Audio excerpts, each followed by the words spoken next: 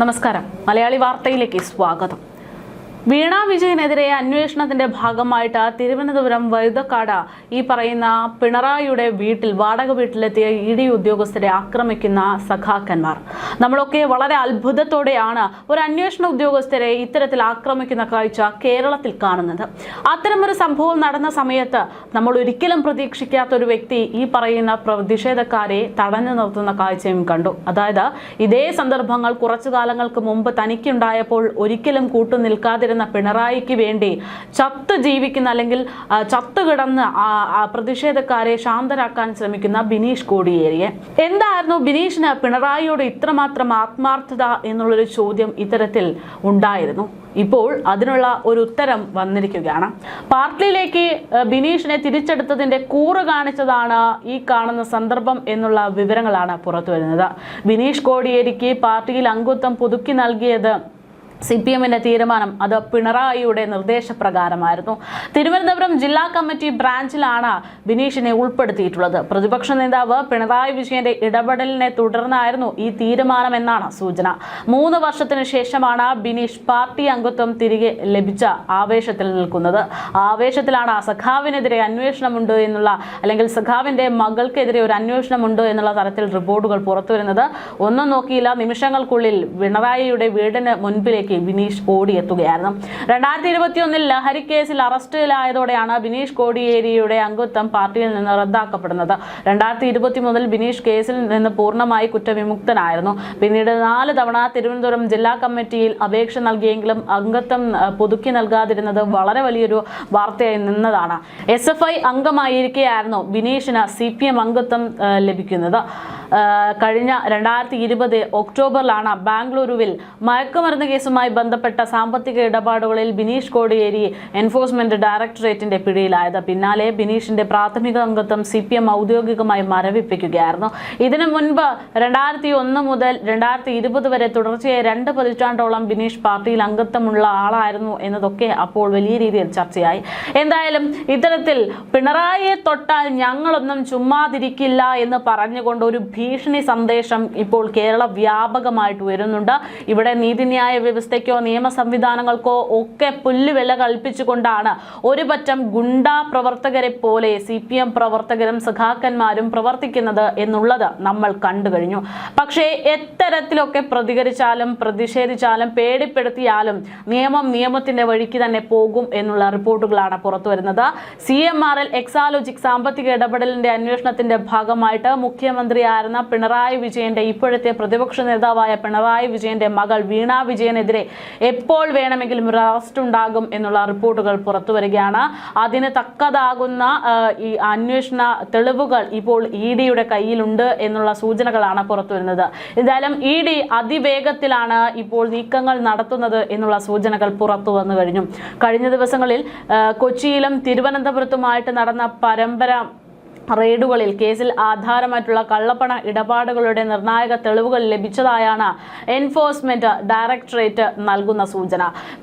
വീണ വിജയനെ ചോദ്യം ചെയ്യലിനായിട്ട് വിളിച്ചു വരുത്താൻ തക്കമാകുന്ന കൃത്യമായിട്ടുള്ള രേഖകൾ കൈവശമുണ്ട് എന്നുള്ള സൂചനകൾ ED നൽകിക്കഴിഞ്ഞു. അതുകൊണ്ട് തന്നെ ഇനി കടുത്ത നടപടികൾ വൈകാതെ തന്നെ ഉണ്ടാകുമെന്ന് ഉറപ്പ്.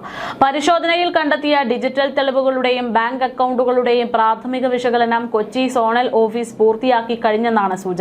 ഈ വിവരങ്ങൾ ഉൾപ്പെടുത്തി ഡൽഹിയിലെ ED ഡയറക്ടറേറ്റിന് പ്രത്യേക റിപ്പോർട്ട് അയച്ചു കഴിഞ്ഞു. കേന്ദ്ര ഡയറക്ടറേറ്റിൽ നിന്നുള്ള അന്തിമാനുമതി ലഭിക്കാനുള്ള മുറയ്ക്ക് വീണ വിജയനെ ചോദ്യം ചെയ്യലിനടക്കം ഹാജരാക്കാൻ ആവശ്യപ്പെട്ട് സമൻസ് നൽകാനുള്ള നീക്കങ്ങളും തകൃതിയാണ്. കേവലം ഒരു ചോദ്യം ചെയ്യലിനപ്പുറത്തേക്ക് തെളിവുകൾ നിരത്തി പ്രതിയെ കസ്റ്റഡിയിൽ എടുക്കുന്ന തരത്തിലേക്കായിരിക്കും ചോദ്യം ചെയ്യൽ സാഹചര്യങ്ങൾ നിലവിലത്തെ വാദങ്ങളുടെ അടിസ്ഥാനത്തിലൊക്കെ മുന്നോട്ട് പോകുന്നതെന്നാണ് സൂചനകൾ. മാസപ്പടി കേസിൽ ED അന്വേഷണത്തിന്റെ വ്യാപ്തി CMRL ഡയറിയിലെ മറ്റു പ്രമുഖരിലേക്കുമൊക്കെ നീളുകയാണ്. കമ്പനിയുടെ ഡയറിയിൽ രേഖപ്പെടുത്തിയിട്ടുള്ള മറ്റ് രാഷ്ട്രീയ ഉദ്യോഗസ്ഥ പ്രമുഖരെ കേന്ദ്രീകരിച്ചിട്ടുള്ള തെളിവ് ശേഖരണവും സമാന്തരമായിട്ട് ആരംഭിച്ചു കഴിഞ്ഞെന്നാണ് വിവരം. ബാങ്ക് വിവരങ്ങളുടെ ശാസ്ത്രീയ പരിശോധന പുരോഗമിക്കുന്നതിനൊപ്പം പിടിച്ചെടുത്ത വീണയുടെ മൊബൈൽ ഫോണുകളും CMRL MD ശശിധരൻ കർത്തയുടെ ലാപ്ടോപ്പും ഉൾപ്പെടെയുള്ള ഡിജിറ്റൽ ഉപകരണങ്ങൾ ഫോറൻസിക് ലാബിലേക്ക് അയച്ചു കഴിഞ്ഞു. ഇതിന്റെ ഫലം കൂടെ പുറത്തു വന്നാൽ കേസിൽ കൂടുതൽ അറസ്റ്റുകൾ ഉണ്ടാകും എന്നത് വ്യക്തമാണ്. അതേസമയം നിയമ ഇഡിയുടെ ഈ അതിവേഗ നീക്കങ്ങളെ നിയമപരമായി തടയാനാണ് CMRL മാനേജ്മെന്റും നീക്കങ്ങൾ നടത്തുന്നതെന്നാണ് സൂചനകൾ. ഇഡി അന്വേഷണത്തിന്റെ തുടർച്ച തടയണമെന്നും റെയ്ഡ് നടപടികൾ റദ്ദാക്കണമെന്നും ആവശ്യപ്പെട്ട് കമ്പനി ഉടൻ തന്നെ ഹൈക്കോടതിയെ സമീപിച്ചേക്കുമെന്നാണ് സൂചനകൾ. സുപ്രീം കോടതിയിലെയും ഹൈക്കോടതിയിലെയും പ്രമുഖ അഭിഭാഷകരെ ഉൾപ്പെടുത്തി പ്രതിരോധം തീർക്കാനാണ് കർത്തയുടെ പ്രതിപക്ഷ നേതാവ് പിണറായി വിജയന്റെ കേന്ദ്രങ്ങൾ ശ്രമിക്കുന്നത് എന്നാണ് റിപ്പോർട്ടുകൾ ചൂണ്ടിക്കാണിക്കുന്നത്. മുൻകൂർ ജാമ്യത്തിനുള്ള സാധ്യതകളും പ്രതിഭാഗം സജീവമായി പരിശോധിച്ചു വരികയാണ്. കേരള രാഷ്ട്രീയത്തെ ഉലച്ച തെരുവ് യുദ്ധത്തിന്റെ നിയമ നടപടികളും സമാന്തരമായിട്ട് ഒരു വശത്ത് തലസ്ഥാനത്തുൾപ്പെടെ പുരോഗമിച്ചു വരികയാണ് എന്നുള്ള വിവരങ്ങളും പുറത്തു വരുന്നുണ്ട്. പിണറായി വിജയന്റെ തിരുവനന്തപുരത്തെ വാടക വസതിയിൽ റെയ്ഡ് പൂർത്തിയാക്കി മടങ്ങിയ ഇഡി സംഘത്തെ ആക്രമിച്ച രീതി, അതിൽ കേസ് അന്വേഷണം ശക്തമായിട്ട് മുന്നോട്ടു പോകുമ്പോൾ CPM അണികളിൽ നിരവധി പേർ കുടുങ്ങിക്കഴിഞ്ഞു. കേസിൽ അറസ്റ്റിലായ 19ഓളം CPM പ്രവർത്തകർ ഇപ്പോൾ ജയിലിലാണ്. പ്രവർത്തകരെ ഇന്ന് കോടതിയിലേക്ക് ഹാജരാക്കി റിമാൻഡ് ചെയ്യും എന്നുള്ള തരത്തിലാണ് റിപ്പോർട്ടുകൾ പുറത്തുവരുന്നത്. പാളയം ലോക്കൽ സെക്രട്ടറി IB ബിനു ഉൾപ്പെടെ 18ഓളം CPM DYFI പ്രവർത്തകരാണ് ഈ ആക്രമണ കേസിൽ ഇതുവരെ പോലീസിന്റെ പിടിയിലായിട്ടുള്ള പ്രതികൾ. ഈ ആക്രമണ കേസ് ഇഡിക്ക് താഴെയുള്ള തങ്ങളുടെ വാദങ്ങൾ ശക്തമാക്കാനുള്ള ആയുധമായി മാറിയിട്ടുണ്ട് എന്നുള്ള രാഷ്ട്രീയ നിഗമനവും പുറത്തുവരുന്നു. പ്രതിപക്ഷ നേതാവിന്റെ മകൾക്കെതിരെയുള്ള അന്വേഷണം രാഷ്ട്രീയവും സ്വാധീനവും കായികബലവും ഉപയോഗിച്ച് അട്ടിമറിക്കാൻ പ്രതിഭാഗം ശ്രമിക്കുന്നു എന്നതിന്റെ തെളിവായി ഈ തെരുവ് ആക്രമണത്തെ ഇഡി കോടതിയിൽ ഉയർത്തിക്കാട്ടാനുള്ള സാധ്യതയുമുണ്ട്. പ്രതികൾക്ക് ജാമ്യം നിഷേധിക്കാനും കേന്ദ്ര ഏജൻസിയുടെ സുരക്ഷ ഉറപ്പാക്കാനും ഈ അക്രമ സംഭവം പ്രോസിക്യൂഷന് സഹായമാകും എന്നാണ് റിപ്പോർട്ടുകൾ. എന്തായാലും സാമ്പത്തിക രേഖകളുടെ പരിശോധനയിൽ കണ്ടെത്തിയ കള്ളപ്പണത്തിന്റെ ഒഴുക്ക് എങ്ങോട്ടായിരിക്കും എന്നത് വ്യക്തമാകുന്ന തരത്തിലായിരിക്കും ഇഡിയുടെ കുറ്റപത്രം എന്നുള്ളതാണ് ഇപ്പോൾ പുറത്തുവരുന്ന സൂചന.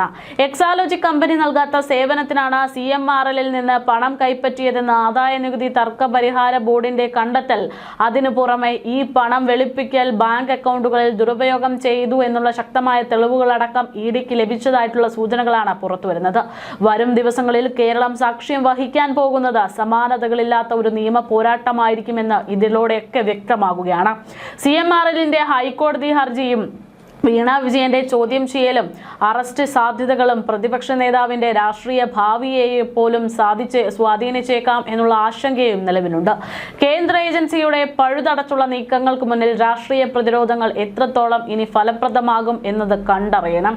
പിണറായിയുടെ കസേര പോലും തെറിക്കുന്ന തരത്തിലേക്കാണ് കാര്യങ്ങൾ പോകുന്നതെന്ന ചുരുക്കം.